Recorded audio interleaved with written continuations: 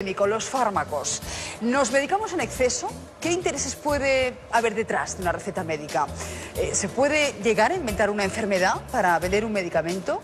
Bueno, vean primero un avance de la investigación que han hecho nuestros compañeros del programa Salvados. Yo cuando voy a la farmacia veo a gente mayor que lleva muchísimos medicamentos. Yo en casa tengo un armario lleno de jarabes, ibuprofenos, aspirinas y tengo que ir mirando cada X tiempo para si se ha caducado. Tenemos farmacodependencia. El fármaco es un recurso muy cómodo para todo. Le dije al doctor, ¿me quita usted alguna? Dice, no, hija, dice, porque te da la vida estas pastillas que te estoy dando. Con que el médico te haya recetado algo ya parece que se cura. Yo creo que es una especie de placebo. Recetar es muy fácil. La mayoría de las veces recurrimos a ella porque o tenemos prisa o no nos queremos complicar la vida, y eso es cierto, y yo creo que también es sano que hablemos de este tipo de cuestiones. Supongo que al médico le incentivan de alguna forma si prescribe ese medicamento.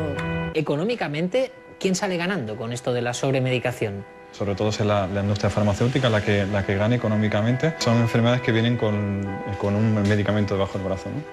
Pero me están diciendo que puede haber ocasiones en las que el medicamento haya sido antes que la enfermedad. Es muy notorio en el caso de los niños, ¿no? El fracaso escolar, cómo se está medicalizando y cada vez parece que más incluso, ¿no? ¿Pero qué se da para curar el fracaso escolar? Pues se da derivado de la anfetamina, ni más ni menos. O sea, estamos hablando de medicamentos psicotrópicos, medicamentos psicoactivos que a la larga no sabemos qué problemas pueden acarrear en estos niños. ¿Pero esto se está recetando? Sí, sí. El trastorno por déficit de atención y hiperactividad de los niños hiperactivos, es una enfermedad que se ha creado porque había un producto farmacéutico que había que vender, ¿no? La representante con Enrique Gavilán, médico de familia. Muy interesante lo que dice. Buenos días, doctor. Hola, buenos días. Usted conoce muy bien cómo funciona la industria farmacéutica, también la psicología de los españoles. Pero, ¿es eso cierto? ¿Se pueden llegar a inventar enfermedades para vender medicamentos? Bueno, no es un fenómeno nuevo, lleva ya muchos años descrito y no solo soy yo el que lo dice, ¿no? ¿Y de qué enfermedades está usted hablando? Bueno, hay muchas. A ver, en realidad nosotros cuando hablamos de enfermedades inventadas o disease mongering, lo que hablamos es de enfermedades que se inventan realmente, como la alopecia, que no es una enfermedad como tal, o enfermedades que se exageran, como pudiera ser el caso que comenté de los niños hiperactivos. Es una enfermedad que está sobrediagnosticada porque a la más mínima que un niño tiene problemas de atención en el colegio o es un niño especialmente inquieto, pues se le pone la etiqueta de sospecha de hiperactividad y en muchas ocasiones terminan medicándose. Y es una enfermedad que está medicalizada porque en algunos países donde hay un sistema educativo mucho más potente, en muy pequeños porcentajes de estas ocasiones terminan consumiendo medicamentos, y sí que existen otras alternativas dentro del ámbito educativo o familiar que son igualmente efectivas, ¿no? Bueno, el doctor Fuertes no está de acuerdo con lo que usted dice, enseguida le responderás, pero antes vamos a escuchar al director de la Fundación del Instituto Catalán de Farmacología, que viene a decir lo mismo, ¿eh? Me han hablado de enfermedades inventadas. ¿Es verdad que se inventan enfermedades? Sí, se inventan y se exageran, las dos cosas. Con el colesterol, a principios de los años 90, el nivel normal estaba muy alto, en 290. En el año 94-95 se reúne un comité de expertos norteamericano y dice que no, que el nivel normal no es de 290, es de 270. ¿Van bajando los niveles? Con lo cual ya calcularon que en vez de tener 11 millones de ciudadanos en Estados Unidos que tenían que tomar la pastilla para el colesterol, al bajarlo ya subieron a 30 millones. Esto es muy grave, doctor Fuertes. No solamente esto es así. A mí me parece que esto es patético. O sea, patético primero porque se está dando una información tendenciosa, se está desprestigiando a los médicos, se está hablando de que pero que los dice son médicos. A los médicos, se lo está desprestigiando a los médicos. Vamos, yo con este señor que ha hablado no tengo absolutamente nada en común. En tercer lugar, se desconoce absolutamente el funcionamiento, yo creo, de las industrias farmacéuticas, que por cierto, vamos, los datos que tenemos sobre la mesa son apabullantes. O sea, en este país que llamamos España, o que ya no sé cómo llamarlo, ¿verdad? En el año 2012 se gasta 290,4 euros por habitante en gasto farmacéutico, es decir, el 9% menos que la media europea. Pero José Carlos... Punto uno. Punto dos. En segundo lugar, que se crean enfermedades... Sí. que se creen enfermedades. Y le dices a alguien con 50 años que tiene que tratarse la osteoporosis cuando la osteoporosis es simplemente natural al devenir de los años. Y le dices a alguien que tiene además que quejarse de reuma cuando es normal, cuando uno tiene 55. Beatriz, vamos a ver. Lo que se dice a un ciudadano es, mire usted, en el estado actual de la ciencia, en el momento presente, lo que le podemos a usted dar es esto, que es lo mejor, lo más consensuado por la comunidad científica. No son ni curativos ni paliativos. Y como la ciencia médica no es una ciencia rígida, sino que va avanzando con el devenir, como los datos van modificándose, eso no quiere decir que se engañen. Déjame por favor. con el doctor Gavilán. Bueno, primero, doctor, si quiere usted responder al doctor Fuertes, hágalo. Siéntase libre porque queremos que esto sea un debate abierto. De hecho, usted dice que en muchos casos se recetan medicamentos que son placebos, pero simplemente para que las consultas sean más rápidas, para no entretenerse tanto, ¿no? Eso es cierto. Sí, pero hemos llegado a más. Vamos a escuchar al doctor Gavilán. Sí, por favor. Hay que decir que el contexto en el que comenté esto se trata de una consulta de atención primaria donde muchas veces atendemos a 40, 50, incluso hasta 60 pacientes en un día.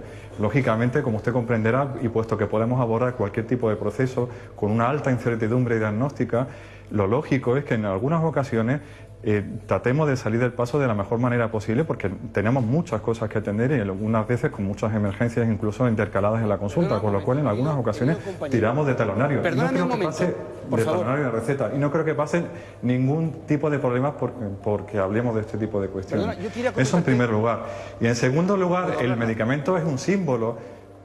Y cuando me refiero a que muchas veces utilizamos medicamentos para salir del paso, simple y llanamente estoy diciendo que el medicamento lo estamos utilizando como forma de atender la demanda del paciente y siempre mirando por el bien del paciente. Y es una forma de decirle que lo entendemos, que estamos con él, etcétera, etcétera. Pero yo he escuchado antes unas manifestaciones tuyas que me he quedado absolutamente perplejo. Me hablas de que el trastorno por déficit de atención, que por cierto es una patología que normalmente debemos de ver los psiquiatras o que vemos los neuropsiquiatras, pero desde luego no es una patología que deba verse en atención primaria. Que eso es una enfermedad creada, que es una enfermedad que se ha producido... Es de nuevo cuño, sí. Vamos a ver una cosa. Y se diagnostica con mucha alegría también, doctor, y lo sabe. Es como diagnosticar ahora decir que las depresiones han crecido. Doctor, no me diga que no se diagnostica con alegría, pero es que se diagnostica con alegría, sea sincero. Es que no es así, es que no es así, que eso se llama demagogia barata. Mire usted, lo que está pasando es que ahora sabemos más, que diagnosticamos mejor. Oye, hace 40 años las depresiones no existían apenas. Había un concepto de depresión endógena y otro exógena, se acabó. Déjame que introduzca un elemento más a este debate. Ahora tienes a un niño que tiene una cosa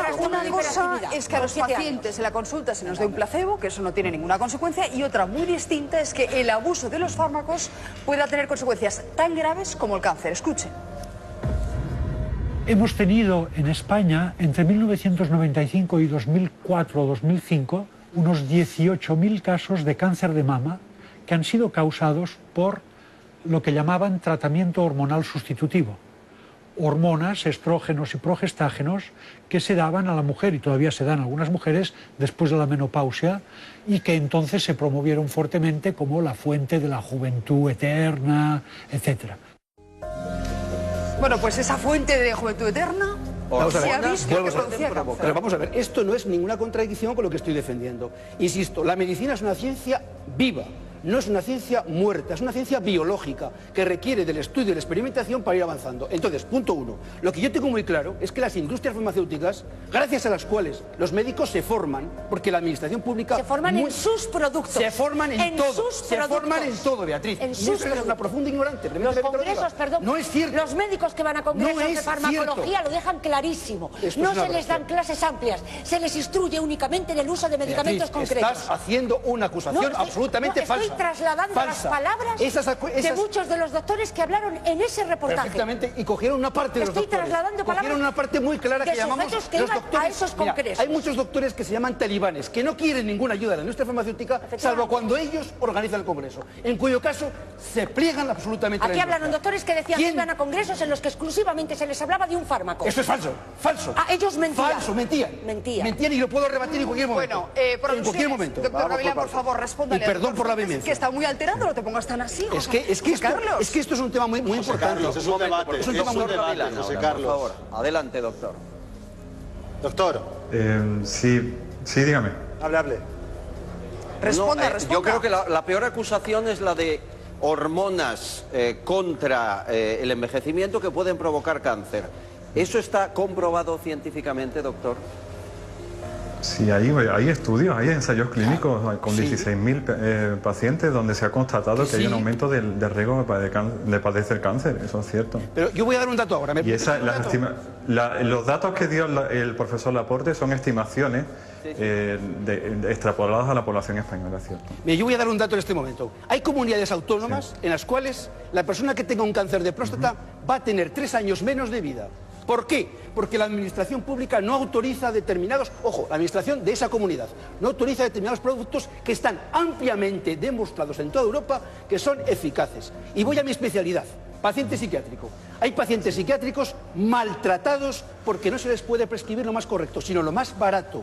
Y el psiquiatra se tiene que plegar. ¿Maltratados por quién, perdón? Por la administración pública. Por la administración pública. ¿Y cuántos fármacos se retiran del mercado por efectos maltrata, y digo maltratar porque crea un estado de estrés, de ansiedad, de tensión, de frustración, impresionante en los médicos. Usted no da lo que sea más correcto. Usted no va a dar lo que la Lex Artis aconseja, no. Usted va a dar aquello que está en guía farmacéutica.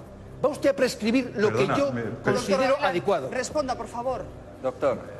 Perdón, yo no recibo incentivos ni de la industria farmacéutica ni tampoco de la administración sanitaria. Creo Soy que un profesional en alguna comunidad y como yo, hay muchos médicos de familia aquí en España que lo hacemos igual. Con lo cual no me puede usted acusar ni a mí ni a muchos de mis compañeros de que no seamos independientes y de que no hagamos lo mejor para nuestros pacientes. Yo utilizo los medicamentos que creo utilizar cuando lo hago en el bien del paciente. Y como yo, la gran mayoría de los médicos de familia que conozco. Estoy oyendo me parece una acusación muy grave la que usted está lanzando sin ningún tipo de fundamento. No, perdón un momento. Sin ningún tipo de fundamento, lo siento.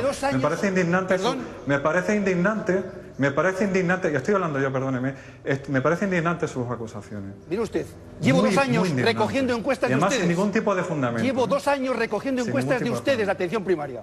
Llevo 2 años dando cursos de medicina legal. 2 años. Y le puedo garantizar que el porcentaje de médicos, compañeros míos, compañeros suyos, que se sienten manipulados y maltratados por la administración es espeluznante. Un médico hoy no receta lo que quiere, sino lo que la pantalla de su ordenador dice que hay que recetar. ¿Qué está pasando con los genéricos? ¿Qué está pasando con los genéricos? Permítame usted una pregunta. ¿Qué pasa con los genéricos? Han aumentado el 20%. ¿Qué pasa con los productos originales? Aunque valgan igual, han bajado el 20%. José Carlos, déjale que conteste. ¿Qué pasa con algunos médicos que reciben un porcentaje, un 600 o 800 euros que les da la administración pública por aceptar genéricos? Pero eso es falso también. Pero él está hablando de un sector, él habla de un sector que no se trata así. Vamos, doctor Gavilán, responda, que le han hecho muchas preguntas. Yo no estoy, estoy hablando de que puede haber muchos médicos que reciban esos incentivos. Yo no los recibo, igual que yo hay muchos. Ni incentivos de la industria farmacéutica, ni incentivos de la administración sanitaria. Tampoco, caballero. Yo no soy defensor de la administración sanitaria. Soy un profesional y trato de ser un profesional independiente. Y como yo hay muchísimos médicos de familia. Entonces no me vea como un aliado ni de uno ni de otro. Yo trabajo para quien trabajo y me paga quien me paga, pero yo trabajo para el paciente. Soy un profesional independiente. Y como yo hay muchos médicos de familia aquí en España y prometo que yo utilizo los medicamentos que tengo que utilizar sin que me sienta coartado lo más mínimo. Pues mire usted, vamos a una farmacia, por favor, señores. Y trato pacientes con depresión. Y trato muchos pacientes con depresión, probablemente muchos más que usted. Doctor Gavilán, un segundito, nos vamos a Barcelona. Marta Sassot está en una farmacia y además queremos conocer también la opinión de la tercera parte, que sería el farmacéutico, y la cuarta, el usuario. Cuéntanos. Hola, buenos días. Pues sí, nos encontramos con Montse Boada. Ella es farmacéutica desde hace aproximadamente unos 40 años y ha podido ver pues toda esta evolución del consumo de fármacos. Montse, tú como también experta en el otro lado, ¿se consumen muchos medicamentos a veces en exceso? No, se consumen muchos medicamentos y realmente en exceso, pero es consecuencia de la pura evolución, es consecuencia de la información, es consecuencia de la situación general que existe en el mundo. Vamos a mejorar. Entonces es normal que las personas, cuando tengan un problema, lo intenten solucionar. ¿Cómo lo solucionan? Pues con medicamentos. ¿Lo ha de solucionar el médico? Pues con medicamentos. Entonces realmente sí que hoy día se usan muchísimo más fármacos que hace 37 años atrás. Usted en toda esta trayectoria farmacéutica ha podido ver cómo hay clientes que vienen a la farmacia y se cargan de muchísimos medicamentos, a veces un poco en exceso, a lo mejor fármacos que no les son necesarios, y al final acabamos con un botiquín repleto de medicamentos que a la larga caducan y se tienen que tirar. Cuéntame, Monse. Pues sí que hemos visto que la gente se ha llevado muchos medicamentos durante mucho tiempo, pero todos estos medicamentos siempre han sido bajo un plan terapéutico, es decir, han sido recetados por un médico y por lo tanto se siguen las indicaciones que el médico dice. Que luego las personas acaben sus tratamientos o no y los pongan en un cajón y allí se queden, esto es otro problema. Pero realmente la persona en este sentido no se automedica. Ya, no sé si me escucha. Montserrat, también es verdad que últimamente las farmacias parecen una tienda de todo a más de 100. Me explico, venden ustedes productos de lo más extraño. Claro, lo que vemos en un aspecto más cercano al cliente no está ahí en el mostrador por casualidad, reciben ustedes incentivos. Entonces, ¿hasta qué punto es libre el enfermo de escoger o se ve forzado por intereses económicos? No, a ver, las farmacias estoy de acuerdo en el sentido de que no es la farmacia clásica, la farmacia en la cual yo me inicié. O sea, en aquella farmacia tú veías jarabes, tú veías inyectables y veías gotas, veías de todo. Hoy día no, hoy día las farmacias están montadas más como una boutique, diría yo, en el sentido marketingiano, que no como una farmacia en la que realmente nuestra vida profesional es el medicamento, no es lo que vemos. Y en eso le doy toda la razón. Ahora, el paciente no tiene por qué elegir los medicamentos, porque el paciente no conoce los medicamentos. Señora Boada, entonces no tiene por qué ser el que elija. Y ese criterio de escoger, ¿quién lo da? Quiero decir, ¿a ustedes qué le inspira a elegir una marca u otra para dársela al paciente? Muy claro. Ahí sí que está el... Es que, yo no tengo criterio para elegir, normalmente es el médico el que me trae la receta. Bueno, y pero bajo esta receta yo dispenso. Y la marca, ¿y la marca quién la decide? Claro, ¿quién decide la marca? Porque yo voy allí y digo, quiero algo para la tos. ¿No? Usted me puede dar 20 cosas y casi siempre nos dan la misma todos. Que no hay receta y nos ponemos en manos del farmacéutico. ¿Se refiere, por ejemplo, a un medicamento que tenga genérico? Por ejemplo. Eso es. ¿Se refiere a esto? Sí. Porque es en el único campo en el que nosotros podemos modificar. Bueno, déjame que es fundamental ahora. Que sigamos con este debate, pero un punto más allá. Los efectos secundarios, ¿los conocemos? La respuesta es sorprendente y también muy preocupante. De cada 20 medicamentos que se comercializan en los últimos 15 años, ha habido que retirar, de cada 20, 4 ha habido que retirarlos del mercado. ¿Por qué? Al cabo de un tiempo, entre unos meses y unos años, porque producían efectos indeseados inaceptables, demasiado graves, que no habían sido conocidos antes de su comercialización. El medicamento es algo que, si es bien usado, nos puede hacer mucho bien a la salud. Si no está bien usado, si es excesivo, si es dado cuando no había que darlo, puede hacernos mucho daño. Monse, ¿eso es cierto? Es decir, ¿hay medicamentos no suficientemente testados que se tienen que retirar? A ver, yo no soy la persona más adecuada para contestar esto porque yo no soy un científico ni soy un investigador, ¿no? Pero sí pienso que, claro, que en el momento en que un medicamento sale al mercado, este medicamento ya ha pasado todas sus pruebas clínicas. Por lo tanto, es suficiente. Estas medidas, en cuántas personas han de probar una determinada medicación para que salga al mercado con garantías, la tiene que fijar alguien. No sé quién es este alguien. Doctor Gavilán, lo que sí que es verdad es lo que decía el doctor, claro, que una vez el medicamento ha salido al mercado, claro, se amplía muchísimo la cantidad de personas que toman este medicamento, y entonces se incrementan los riesgos al los doctor efectos Gavilán secundarios. Si él cree o se ha encontrado con personas que, oye, les ha administrado un medicamento que luego ha tenido unos efectos insospechados, indeseados, y eso ha llevado a cambiar la medicación. Todos los días vemos personas que tienen problemas de efectos secundarios debido a la medicación y tenemos que hacer cambios. Eso es normal que pase, es normal que sucede.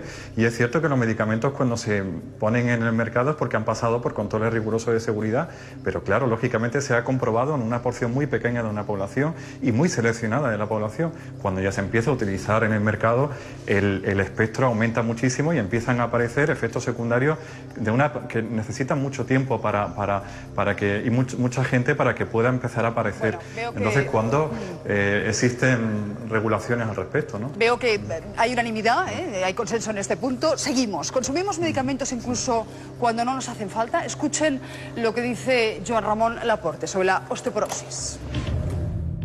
¿Sabe cuál es la causa principal de osteoporosis? No. El déficit en vitamina D. La vitamina D es la que viene del sol. En España, las mujeres que se rompen el fémur, su edad media es 84 años. En Gran Bretaña, 74 años. Como hace menos sol, tienen menos vitamina D, tienen los huesos más frágiles, se rompen antes. En España tenemos sol y tenemos menos osteoporosis. Pues bien, somos el país del mundo que consume más medicamentos por persona para la osteoporosis. Eso no se entiende. No tiene sentido. Yo creo que, abundando, José Carlos, yo creo que aquí hay una cosa que tenemos que dejar muy claro. No hay que demonizar, pero tampoco darle excesiva bondad a nadie. No existe ninguna industria que no cree necesidades para vender su producto. Y parece que en la medicina puede llegar a ocurrir, o más bien en la farmacia, generar la sensación de que necesito ese medicamento, lo necesito. Vamos a ver, yo voy a dar unos datos, si se me permite. ¿Cuál es la expectativa de vida en España en este momento? 84 años en la mujer, 80 en el hombre. ¿Qué ha pasado en los últimos 40 años? Pues mire usted que hemos alargado nuestra cantidad de vida y nuestra calidad de vida. Que se recetan muchos fármacos, estoy plenamente de acuerdo. Que muchas veces, lamentablemente, el médico, como ha reconocido mi compañero, porque le falta tiempo, porque tiene una sobrecarga asistencial brutal, porque la administración le obliga a ver 50 o 60 de todo tipo de pacientes, tiene que dar un fármaco porque además la educación sanitaria es, no me ha dado nada, este médico es malo, no me da nada. Bien, todo eso estoy de acuerdo. Ahora, yo no puedo aceptar que primero pongamos en duda a la Agencia Española del Medicamento, que es la que autoriza los fármacos. Segundo, que pongamos en duda a la Agencia Europea del Medicamento, que es la que autoriza los fármacos. Que pongamos a la FDA en duda, que es la agencia americana que autoriza. Es decir, estos filtros y controles sanitarios no sirven para nada. Y los médicos damos lo que nos da la gana. Por favor.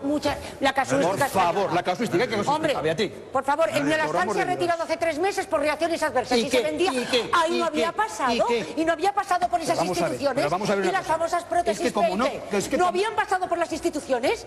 Esos filtros yo los pongo también en duda. Vamos a mí ver, me gustaría hacer un pequeñísimo apunte. Es como si yo me pongo a hablar de derecho penal. No tengo en fundamento absoluto, en absoluto. Mira, yo me estoy haciendo eco. ¿Tú sabes lo que es un estudio clínico? ¿Sabes lo que es un estudio clínico? Haciendo eco de las palabras de otros compañeros. Sí, es que estos compañeros a veces también ignoran lo que es un estudio clínico. El debate es tan interesante, discúlpenme, doctor Gavilán, que mañana lo seguimos. En 3 minutos.